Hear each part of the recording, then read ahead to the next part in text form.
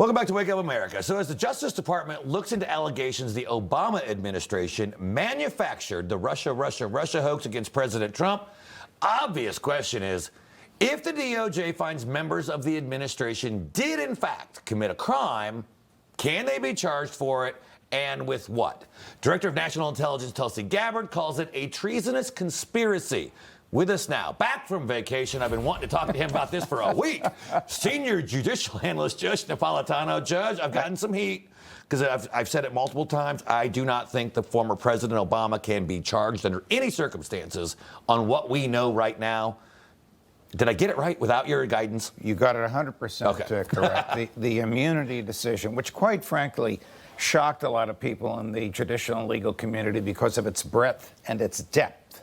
Its breadth covers every official act of the President of the United States. Its depth prohibits the government or a prosecutor from inquiring into motivation.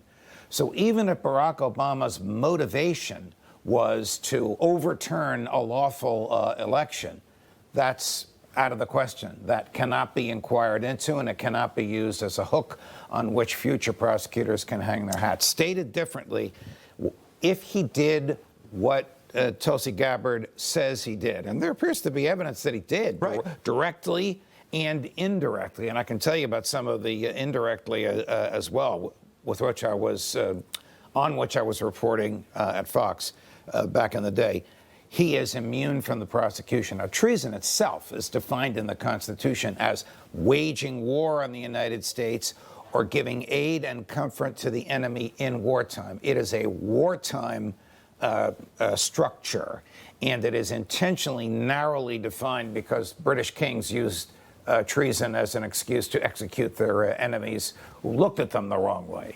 You know, the interesting thing, too, is, they were saying this is political. He was trying to harm his political opponent. Well, every decision every president makes, regardless of party, is political. You can't get into the motives. I forget whether it was Justice Kavanaugh or Gorsuch who wrote that opinion, said we're making a rule for the ages. It was, it was a Gorsuch concurrence who said we're making a rule for the ages.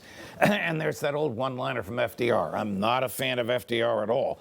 Good politics makes good government, because you can't really separate the two when you're in the White House. So if you're Clapper, Comey, Hillary Clinton, in that group, are you now subject, because they do not have presidential immunity? No, they don't, but there is a statute of limitations, and it's 5 years.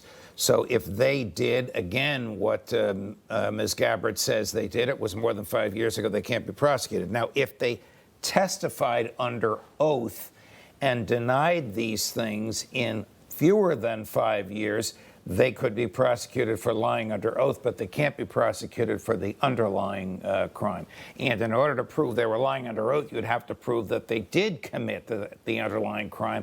They, in fact, were lying about that about which they were testifying. Yes. So I think this, and again, as you know, I was away. And by the way, in Europe, it's all Epstein, Epstein, Epstein. This got very little play in Europe. And I was traveling around. I was in Berlin, I was in Zurich, I was in Milan, I was up at Lake Como. Very, very little play on what Tulsi Gabbard said. However, much of this is protected by the statute of limitations. All right, so we'll go to